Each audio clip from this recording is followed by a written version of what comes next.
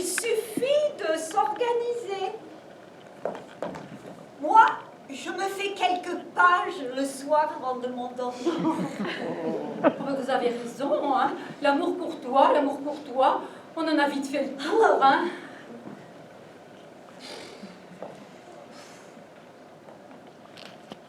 Mon mal au dos qui me reprend.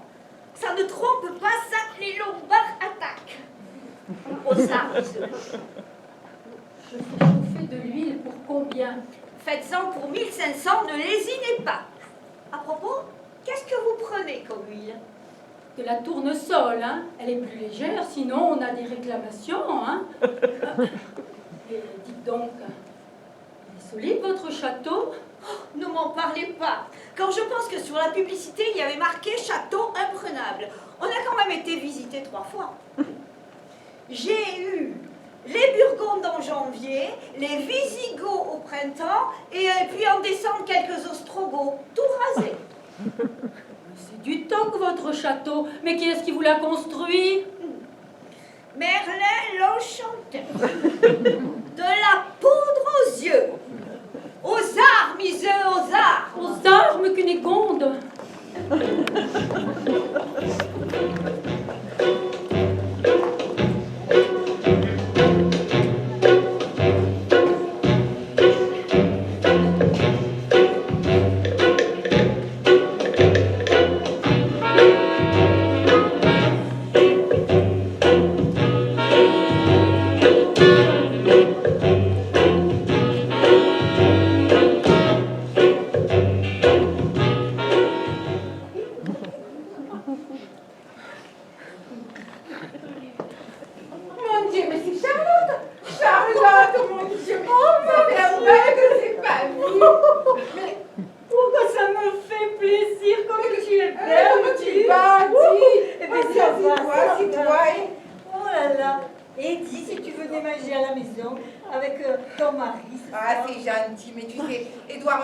C'est pas sa tasse de thé.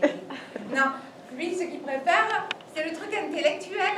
Et qu'est-ce que c'est, un truc intellectuel? Eh bien, la télé. Ah oui, c'est vrai qu'il a fait des études, hein. Bon. Ah ben, pour être flic à la circulation, il faut quand même un certain bagage. C'est vrai, tu as raison. Dis-moi, comment il va? Mon Dieu, mais ça fait 10 ans qu'on est mariés. Je suis plus très au courant. Parlez bien de Benjamin quand même. Mais non. Oh, Mais non. Ah ben, nous, avec nous, c'est différent, hein. Ah bon? Ah oui. Ah ben, il rentre du travail. Il me dit, je lui dis, ben, tiens, comment ça va? Il me dit, qu'est-ce que ça peut te foutre? Après, Eh bien, ça plairait pas à Edouard. Il aime pas les grandes phrases. Quand il rentre du boulot, il arrive même pas à dire bonsoir. Non, il s'écroule aussi sec devant la télé. Ah ben, après, qu'est-ce que tu veux? On grignote devant le poste.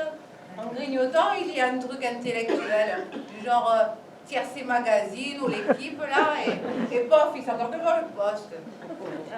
il regarde la télé, il lit, et il mange en même temps. Il y a des fois, en plus, il prend un bain de pied. On comprend mieux si en plus il fallait parler. Ça serait carrément un numéro de cirque. Mais dis-moi, vous n'êtes pas télé, vous? Ah non, nous on est bouffe. Ah bon?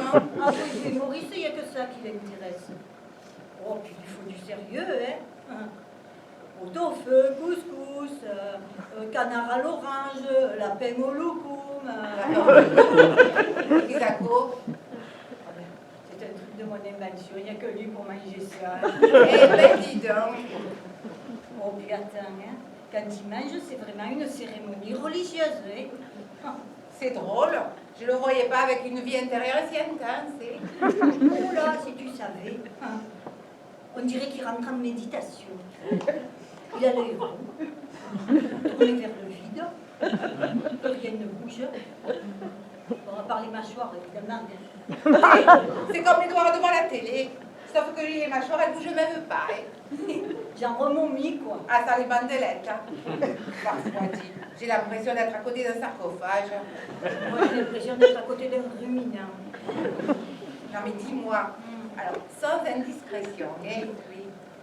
Comment ça se passe au lit après? après une journée de travail et 5 heures à table, il faut qu'il récupère.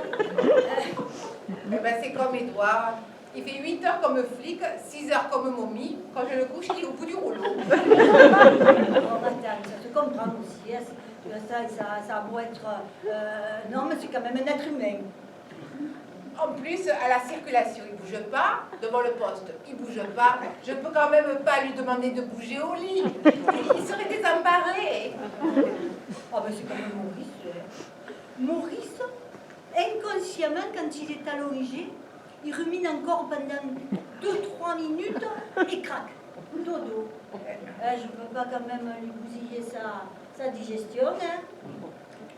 Eh, mon Dieu, qu'est-ce que tu veux, hein? C'est bien triste, mais c'est un choix de vie. Eh? Eh oui, comme tu dis.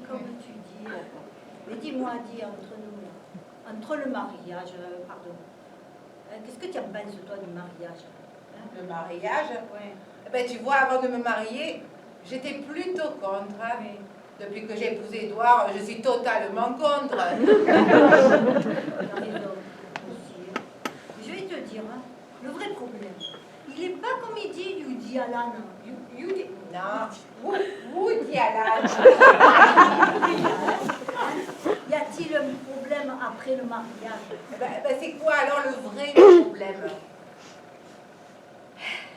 Y a-t-il une solution avant le divorce? Mon Dieu, tu as raison. Allez, viens, on s'en Oh, va. là, c'est bien triste. On va boire Allez, un viens. café à la Ça fait maison. longtemps qu'on ne s'est pas vu, là.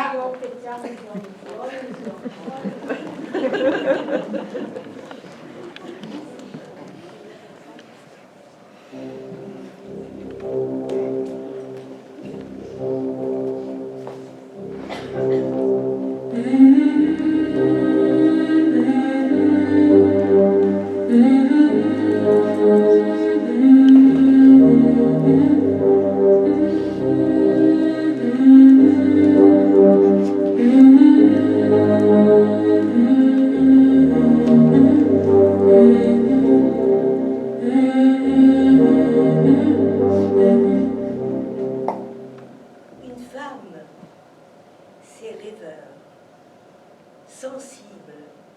Quand elle aime. J'aime le chocolat. Quand je casse un carré entre mes dents, le craquement me fait frissonner. La fonte du chocolat sur ma langue est délicieuse et voluptueuse à la fois. Je ferme les yeux et rien ne compte plus que ce flot de sensations qui m'envahit. Lorsque ce nectar glisse dans ma gorge, en laissant sur mes papilles un goût de cacao et de sucre mélangé. Mi piace le gâteaux crémeux indécemment surmontés d'une blanche torsade de chantilly qui pointe vers le ciel à l'infini et que j'aspire directement en portant mes lèvres au contact de cette neigeuse légèreté mousseuse qui laisse sous les contours de ma bouche une moustache que ma langue s'amuse à effacer. Ah, j'aime les fraises lorsqu'encore chutos, elles se fondent presque entières dans ma gorge.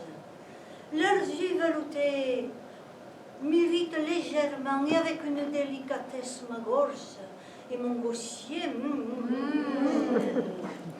J'aime les bonbons caramel sucrés salés qui s'accrochent sur mon palais un long, très long moment et qui, en fondant lentement, prolongent la jouissance de l'instant présent à l'infini. J'aime être dans le bain. J'aime sentir l'eau couler sur mon corps, en poussant la température de l'eau jusqu'à la limite du supportable yaya. Mi piace de me retrouver seule, allongée dans le sofa, un livre romantique à la main, bercé par une dolce musique. Oh, j'aime les grasses matinées sous la couette encore chaude de la nuit passée.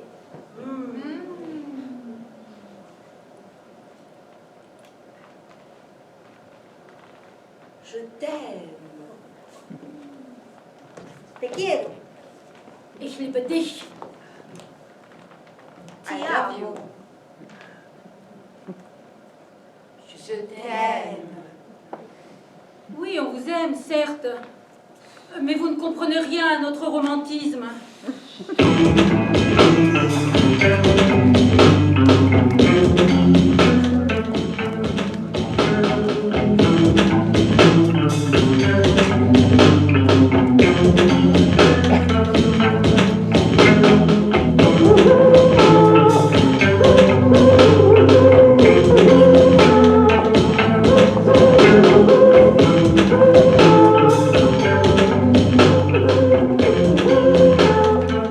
Mon homme, il veut que je sois naturellement sophistiquée. Imaginez, hein. Long cils, longue chevelure épaisse flottant au vent, impeccablement disciplinée comme dans une pub de shampoing, tel frais de 7h à minuit, évidemment, sans passer plus de 10 minutes dans la salle de bain. Moi, je dois être douée d'un 6e sens pour comprendre ses désirs, ses besoins de bière fraîche dans le frigo, d'indépendance et de soirée entre potes. Être suffisamment intelligente et ouverte d'esprit, mais pas trop cérébrale. Et surtout ne pas chercher à tout comprendre, sinon je suis chiante. Une femme intelligente, c'est bien, mais si on lui fout la paix. Alors moi, il veut bien que je sois indépendante. Mais pas trop, hein, pas trop, pour qu'il puisse se sentir indispensable. Il a tellement besoin de se sentir utile. Être gourmande, hein, bonne cuisinière, mais surtout ne pas grossir, hein, parce que si cela arrivait là où il faut, hein, ce qui n'arrive évidemment jamais, parce que c'est soit le ventre, soit les cuisses. Cruelle injustice. Il veut que je gagne du fric, mais jamais, au grand jamais, gagner plus que lui. Ah non, sa virilité en prendrait un coup, hein. Non, pour que madame soit indépendante, pour ses frénésies de shopping, mais pour le reste, qu'elle reste ficelée à lui. Parce qu'une femme trop indépendante, Ça fait peur.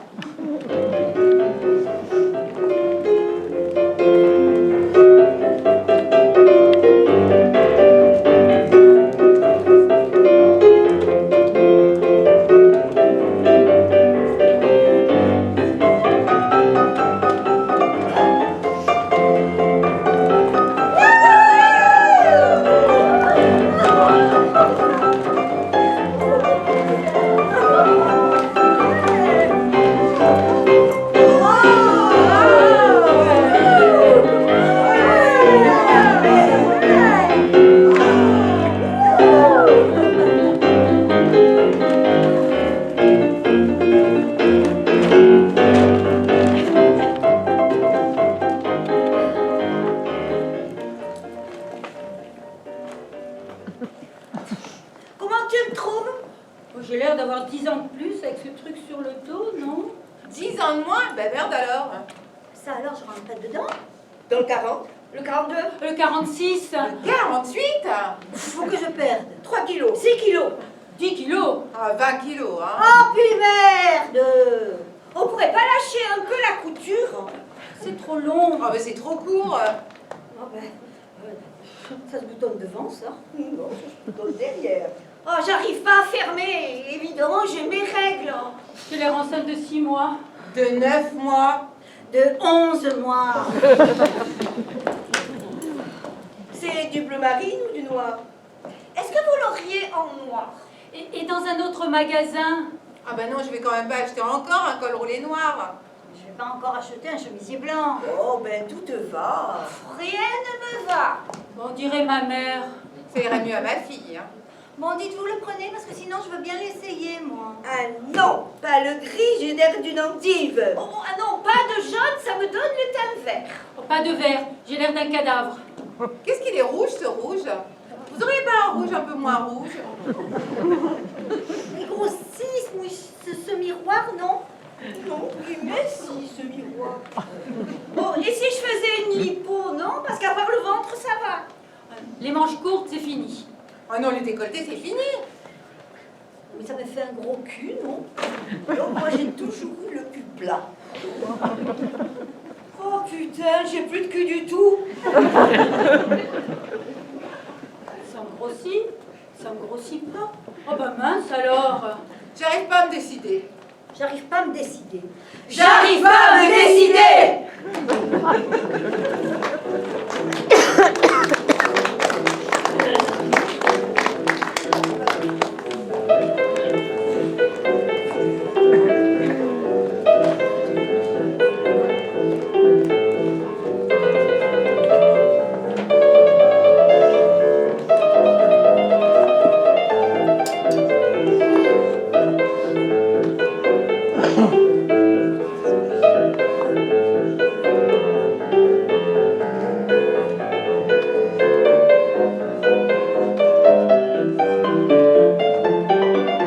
Oh et puis crotte. Encore une paire de foutus. Oh, je suis nulle. Enfin, c'est quand même pas possible de pas être capable de passer une paire de collants sans mettre ses doigts au travers. Oh, ça m'horripile, ça me stresse. Que personne ne m'approche, hein, parce que quand je suis dans cet état, je pourrais occasionner des morsures avec séquelles. Oh. Oui, Rajik. Oh, ben ils auraient dû inventer des collants qui ne filent jamais avec toi. Ah ben non, il se trouve au moins une petite accro de rien du tout. Ça, c'est pour faire marcher le commerce. Parce que plus tu files, plus t'achètes. Hein. Il y en a même qui sont vendus par l'autre de 3 pour être sûr que tu arrives à remplacer au moins sur les 3 sans bavure. Non, le mieux c'est quand même.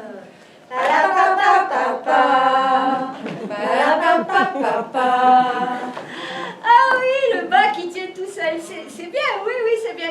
Mais il faut répondre à des critères physiques, sinon c'est out. Hein. Premièrement, il faut pas être trop maigre. Hein, parce que sinon, tu fais pas 2 pas sans te les retrouver en fonction cheville. Quand ça décide de tomber, ça tombe n'importe où. Et là, paf, t'as l'air tard.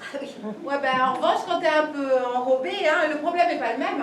Ah, ça tient, hein. Ah, ça tient même tellement que ça te comprime la cuisse, au point que le sang ne peut plus circuler, comme un garrot, quoi. Non, et je te parle pas du frottement des entrecuisses qui te fait la peau rouge et crevisse et qui te fait marcher par tes écartés tellement tu jongles. Oui, ben alors moi, avant, j'étais un peu ronde. c'est pas vrai. Oui, j'étais un peu ronde. Eh ben, esthétiquement, c'était pas le top. Ça débordait de chaque côté de l'élastique, un peu comme le bonhomme Michelin. L'avantage des bas up, hein, c'est que si tu grilles une jambe, ben, t'es pas obligé de jeter les 2. Celle qui est bonne, tu la gardes. Ben, la foutue, tu la remplaces par une neuve. Ben, Voilà, voilà. puis, et tu fais des économies, hein. Ben, Tu rentres, t'achètes un truc neuf pour compléter un truc vieux. Bah, c'est pas super, ça. Moi, c'est l'enfilage qui me pose problème. J'arrive plus à me baisser, ça bloque au niveau du genou. Alors chaque fois que je veux en mettre, ben, je passe mes doigts au travers du nylon, ou alors je les file rien qu'en les sortant du paquet. Non mais moi j'ai vraiment la poisse du collant. oui, et ben moi, après 3 essais merdiques, je me ramasse sur les soquettes ou les manilons. Inusable et plus facile à enfiler, c'est pas beau ça? Femme à soquette, femme à pépette. Allez mesdames, virez toutes vos collants et à vos soquettes avec la mère soquette.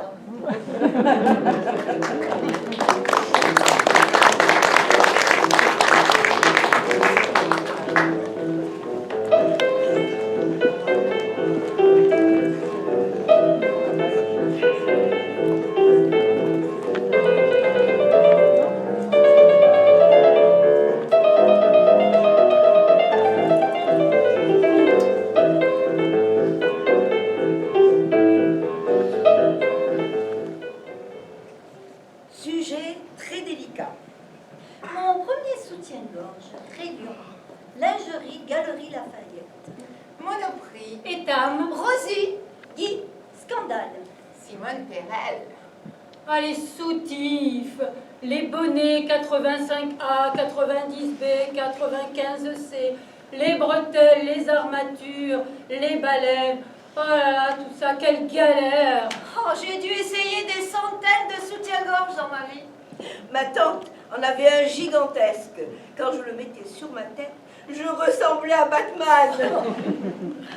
Moi, un jour, une vendeuse m'a dit « Eh, c'est pas facile, vous avez la poitrine fondante. » Mon premier soutien-gorge est carrément volé. Moi, c'est mon père qui m'a emmené. La honte. Oh. Les seins, quelle saloperie! Non, mais c'est pas vrai, ces seins qui poussent. Eh bien, moi, j'ai la poitrine qui tombe. Le fameux test du crayon, on place un crayon sous le sein, il doit absolument tomber. Eh bien, moi, une boîte de carandages entière sous mon sein, elle tient.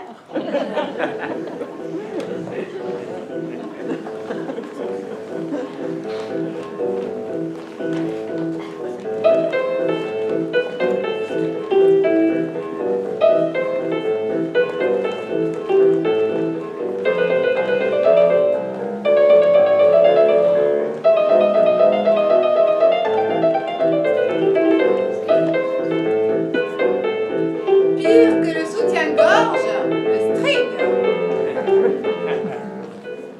Cul sensible s'abstenir, ça devrait être mentionné sur l'étiquette. L'étiquette du string que tu veux acheter. Oh, je n'en ai jamais éprouvé l'irrésistible et féroce envie d'en porter un.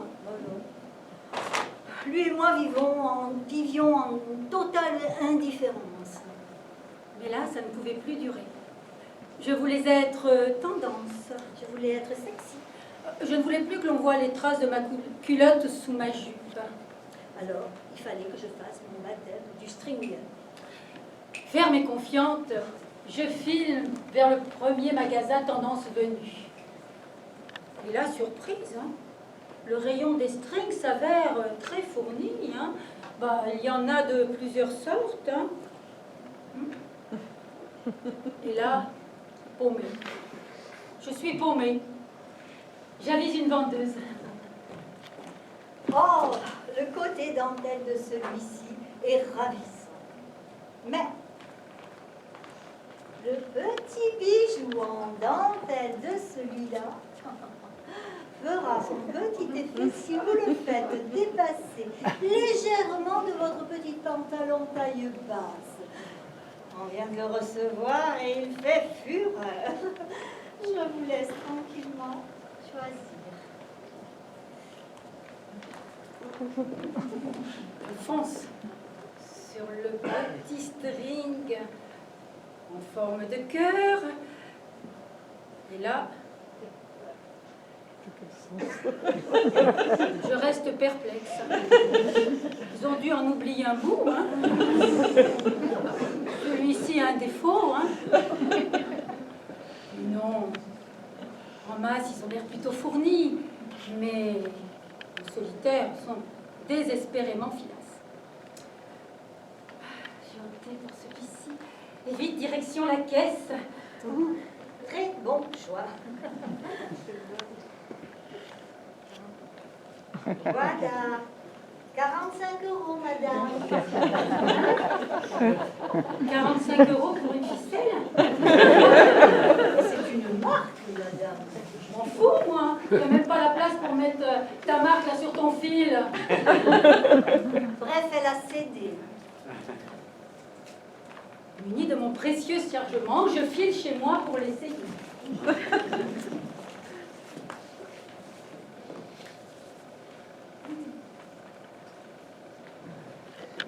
Ah, libre. On se sent libre. Ah, c'est agréable. Les ficelles sont toutes douces. C'est décidé. Je vais devenir une string woman. Je suis de mariage. Je vais pouvoir enfin mettre mon petit pantalon blanc taille basse. Et comme cela, je vais pouvoir laisser dépasser le petit bijou en cœur. Ça va chauffer. Ah, ça, pour chauffer, ça va chauffer. Au fur et à mesure des festivités, innocente, cette petite ficelle s'est mise à être de plus en plus présente. Et elle s'est sournoisement et tranquillement incrustée dans ma tendre chair et a commencé sa mise à feu de mes L'irrésistible envie de filer aux toilettes, virer ce putain de string m'a submergée. Évidemment. Envie vite réprimée par la transparence de mon petit pantalon blanc. Ce fut l'heure de lever l'ancre. Une de mes amies m'a glissé à l'oreille.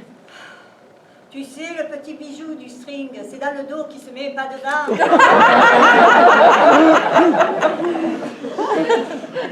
J'ai vécu un de mes plus grands moments de solitude. J'ai mis le turbo et je suis rentrée direct chez moi. Ah oui, ça peut être dangereux, un string.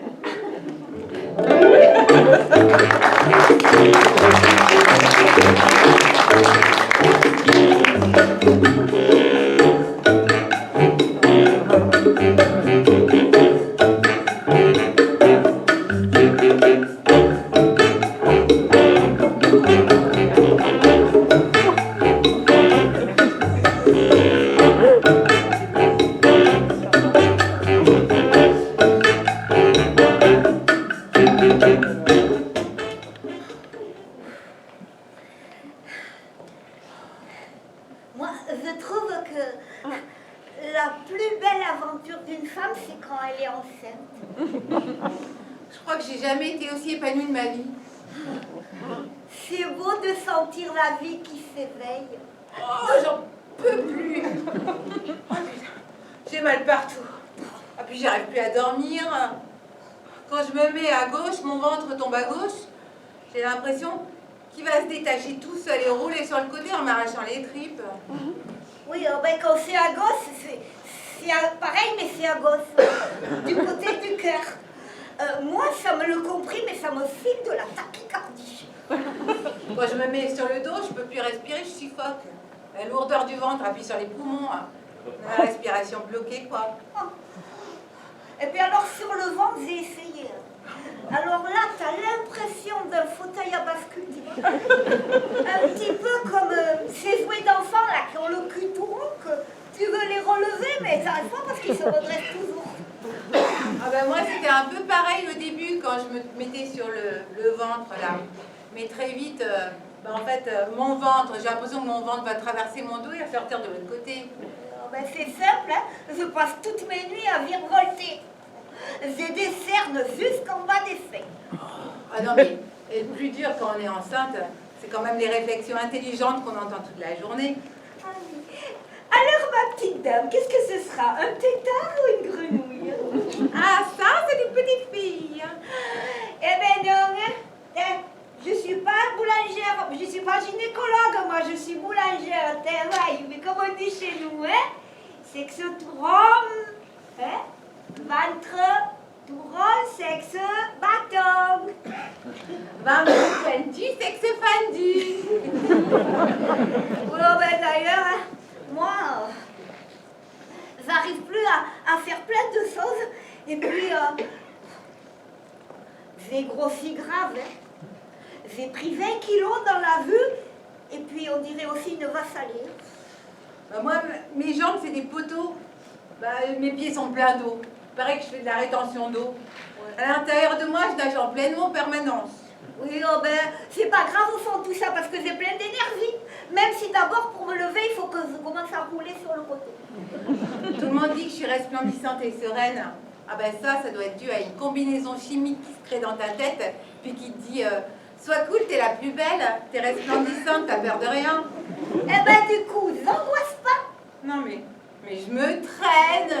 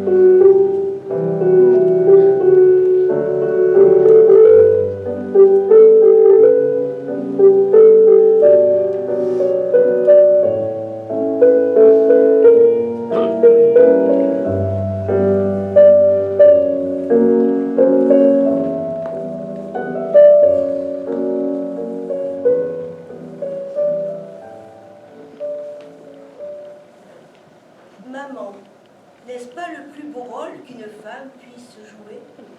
C'est ce qu'on dit. C'est ce qu'on lit dans les magazines. Et toutes ces actrices qui disent « Maman, c'est le plus beau rôle qu'une femme puisse jouer. » Moi, je me suis vraiment découvert que lorsqu'on a posé mon fils sur mon ventre. Etc., etc., etc. Ces niaiseries qui sont pourtant vraies. Je ne sais pas pourquoi ça ne va pas. Je me sens comme inutile. Comme si la petite flamme s'était éteinte. Pourtant, on me dit que je suis utile. Que c'est beau de garder ses propres enfants et de les voir grandir. Cette idée devrait apparemment suffire à mon épanouissement personnel. Il y en a bien qui font garder leurs enfants, alors oui, c'est un vrai boulot. Oui, mais moi je suis pas payée. C'est normal. Ce sont mes enfants. J'ai l'impression que ce n'est que de la façade. Oui, une façade. Une vitre derrière laquelle on ne voit pas grand-chose. Je sais bien que ce n'est pas vrai, mais c'est comme s'il me manquait de la profondeur. Ce matin, je ne sais pas pourquoi ça ne va pas. Le rire de mes enfants, la bague au doigt, ne suffit pas à ma joie.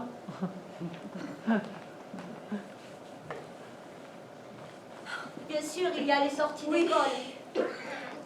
Il y a les sorties d'école qui me donnent le rythme de la journée. Le portail de l'école est mon perchoir. Mais il ne suffit pas pour m'envoler.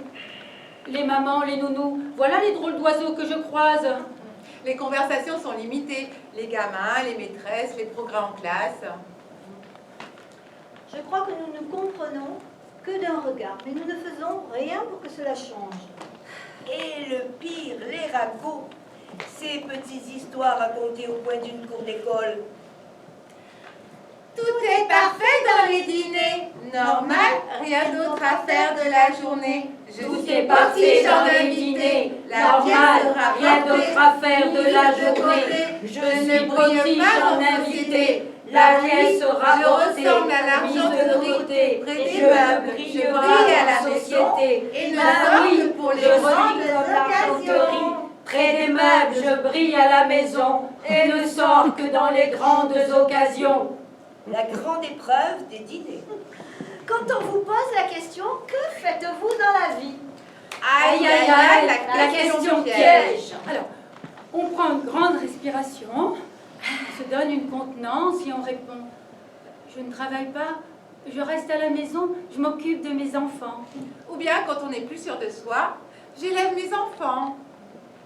On vous dira que vous êtes dans le vrai, que vous avez de la chance, que vous n'avez pas de frais de garde,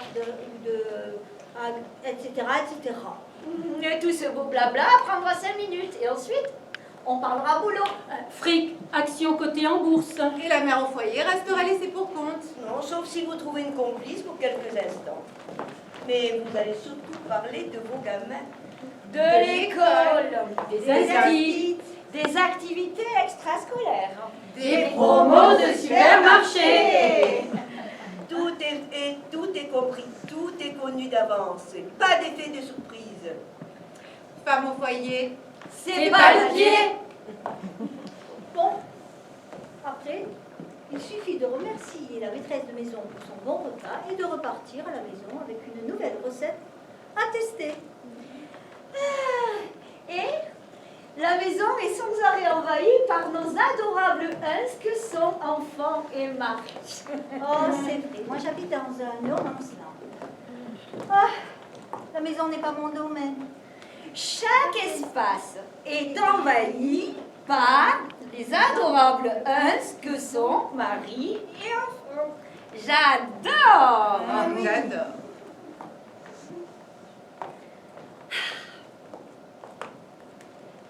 Je voudrais tant avoir un espace, un tiroir.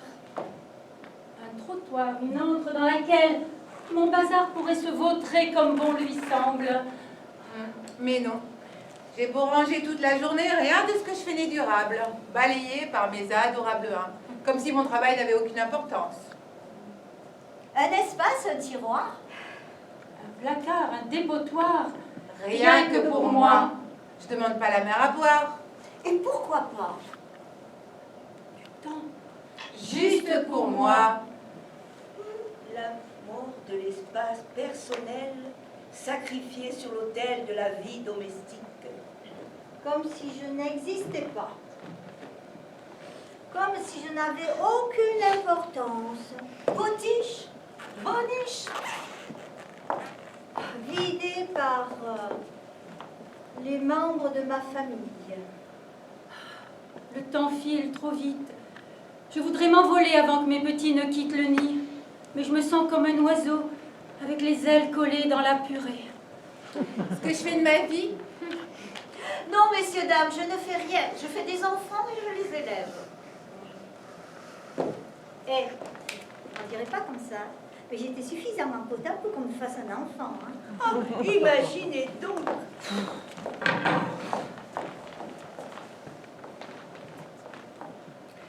Amour, gloire et beauté. Amour, tiroir astiqué.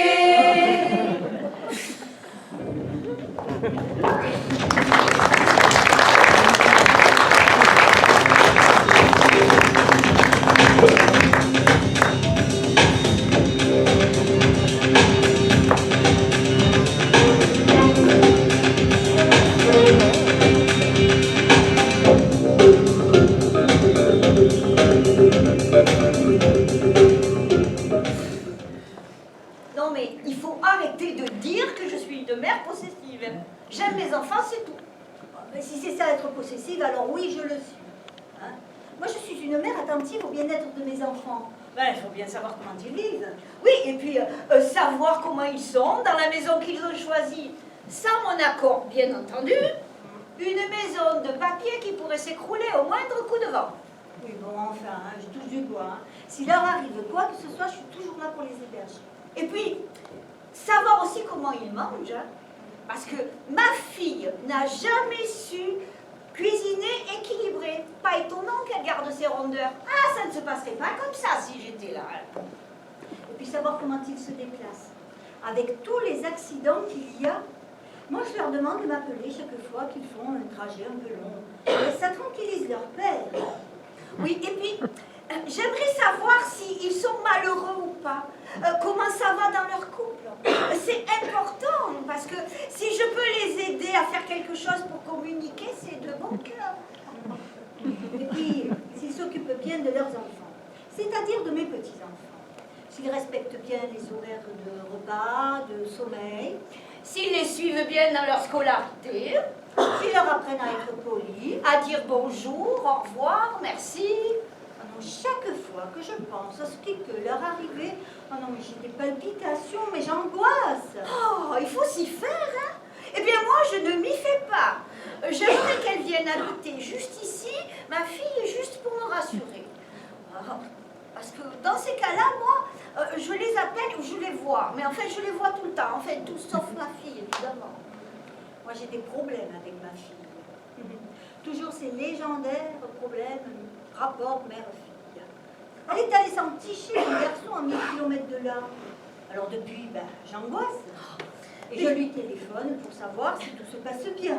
Et oui, eh bien moi, hein, si elle était à côté, ça me rassurerait et je voudrais vraiment qu'elle revienne. Mais elle ne veut pas savoir. Parce que là, alors, dans ce cas, Eh bien, dans ce cas, je ne l'appellerai pas aussi souvent. Non, non, j'irai la voir.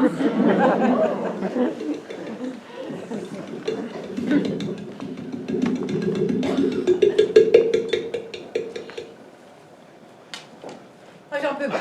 Faut que je m'isole. Ah, ces réunions de famille, moi, mais ça m'étouffe, ça m'oppresse, ça me stresse. Pourquoi j'y vais? J'y vais parce que j'ai un fils, et oui, alors, j'ai un fils. Il s'est marié avec une fille de pied noir et le bonus, et que sa mère est de souche italienne émigrée en France. Quand la smala se regroupe, mais il n'y a plus d'espace de respiration, hein. Un véritable feu d'artifice vocal, hein. Ah, maman mia, moi je te dis que c'est bien de ma fille. Mais quoi? Alors, basta, ça Ils parlent tous en même temps. T'as toujours l'impression qu'on parle et toi tu captes rien. Et là, j'opte pour une retraite rase-mur dans un endroit tranquille, seul pour réfléchir, afin d'obliger mon fils à me ramener dardard chez moi. Mais ça ne marche pas, on vient te chercher. Ils vont croire que je les aime pas. Je m'embêterai dans des explications bidons. Non, non, c'est urgent. Une idée, vite, une idée. Ah, mais je pourrais me trouver mal. Ah non. Ah non, non. Ça leur gâcherait leur fête et puis le lendemain, j'aurais le défilé des visites à la maison. Non, non, un coup de fatigue. Un joli et mignon petit coup de fatigue. Judicieusement amené.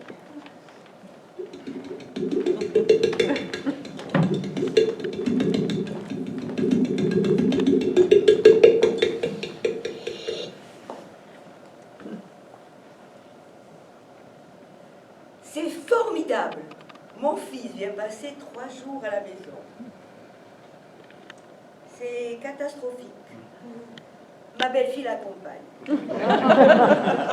Je ne sais pas pourquoi, chaque fois que mon fils vient me voir, ma belle-fille l'accompagne. Moi aussi, j'aimerais bien passer quelques heures tranquilles avec mon fils pour savoir en détail comment il va. Mais avec sa femme, c'est difficile. Elle écoute tout. Je sais, mon appartement est petit. Mais ce n'est pas une raison pour marquer sa présence avec autant d'insistance. Ceci dit, j'aime beaucoup ma belle-fille. Mais à l'idée de la voir débarquer demain ici à l'improviste, il y a une limite. Ma belle-fille, un vrai calvaire. Mais on s'entend bien. Avec elle, pas d'imprévu. Tout est organisé. Les repas se prennent aux heures indiquées sur le programme de la journée, réalisées la veille au soir. Même les fringues sont mises sous plastique et étiquetées. Fringues d'hiver, fringues d'été. Elle achète même les godasses pour l'hiver prochain et allez hop, sous plastique et étiquetées. J'espère qu'elle ne fait pas la même chose avec mon fils. Allez hop, sous plastique étiqueté, plié dans le lit après usage. Il y a des jours où j'aimerais être une petite souris. Qu'est-ce que je me marrerais.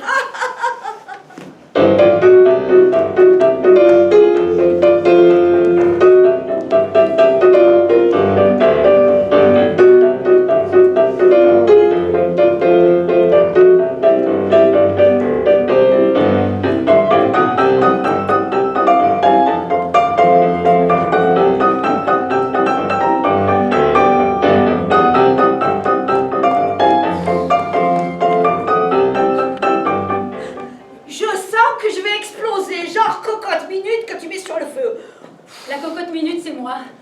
J'attends des pics de montée de chaleur qui rivalisent avec les meilleurs saunas sans rien faire. Et hop, en moins d'une heure, je suis cuite. Sans penser à mon visage qui vient de prendre une couleur tomate. Dans le pire des cas, ça dure à peu près 5 minutes par pic. Oh, ça monte, ça redescend, ça monte et ça redescend sur mon anatomie. Mon anatomie, je me mets angoissée grave.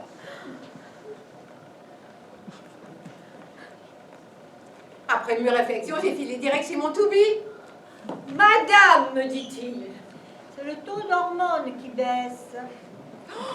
Mes hormones! Mon Dieu! C'est grave, docteur! C'est quelque chose qui arrive à toutes les femmes à partir d'un certain âge. C'est la ménopause, ma petite dame. Ce mot a résonné dans ma tête comme un coup de gong. Tout de suite suivi par un kaléidoscope d'images flash, ma mère. Ma grand-mère. Tout sur la ménopause en dit leçon sur l'étagère du salon.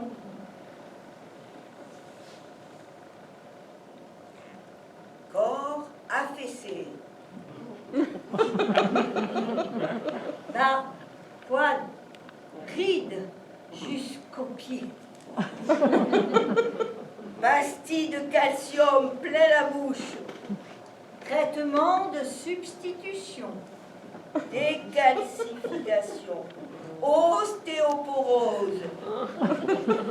Puis grossir. Grossir. Grossir une montgolfière. Rougeur. Vapeur.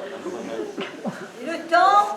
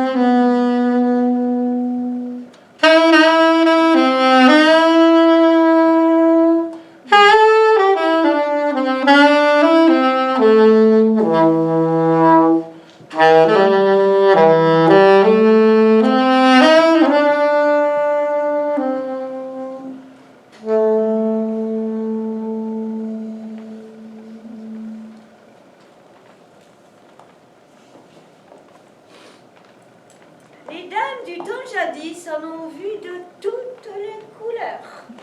Même si les hommes leur lançaient des éloges en guise de leurre. Tous ces hommes pensants, pédants, sots et arrogants. On dit sur les femmes plein d'âneries infâmes. Elles n'avaient ni âme ni cervelle. On les traitait de sorcières. Il valait mieux ne pas naître femme, sinon il ne restait que les prières. Depuis le siècle dernier, elles votent. Elles peuvent même raccourcir leurs jupes. Mais il faut toujours qu'elles balayent, préparent la soupe et pelotent leur bébé. Tous ces hommes pédants, pensants, sots et arrogants. On dit sur les femmes pleines d'âneries infâmes. Aujourd'hui, les savants professent la femme est l'égale de l'homme. La pub étale sur les murs ses fesses, mais la déesse garde le bâillon.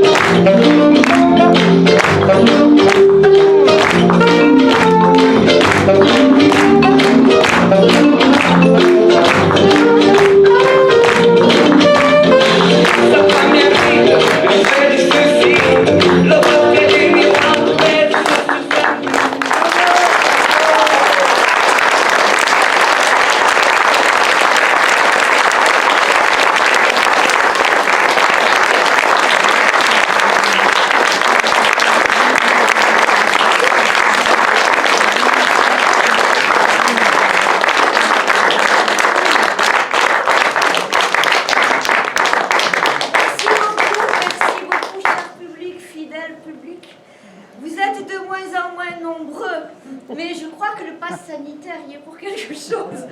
Et puis bon, on est quand même très content que vous soyez là.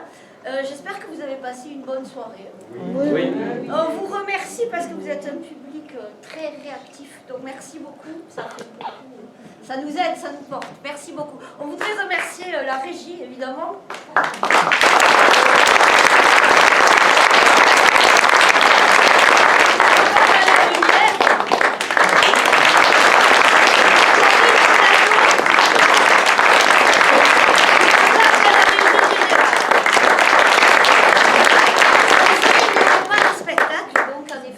vraiment les applaudir très fort. Et Guy à la régie. Guy à la régie, bien sûr, mais c'est notre régisseur. Bravo à notre saxophoniste Rémi.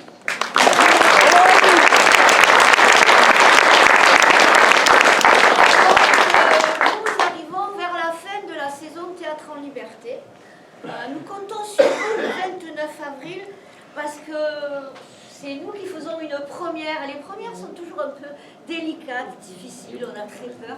Et si vous êtes là pour nous soutenir, ça nous fera beaucoup de bien. Donc parlez-en autour de vous, faites-nous de la pub, on compte sur vous. On ne peut pas vous offrir à boire. On espère que le 29 avril, on pourra enfin refaire le pot de l'amitié et que les mesures sanitaires seront derrière nous. Donc on va quand même vous accueillir un peu dans le hall si vous voulez faire un peu des retours et nous parler. Mais on ne peut pas vous offrir à boire, on n'a pas le temps. Voilà. Donc merci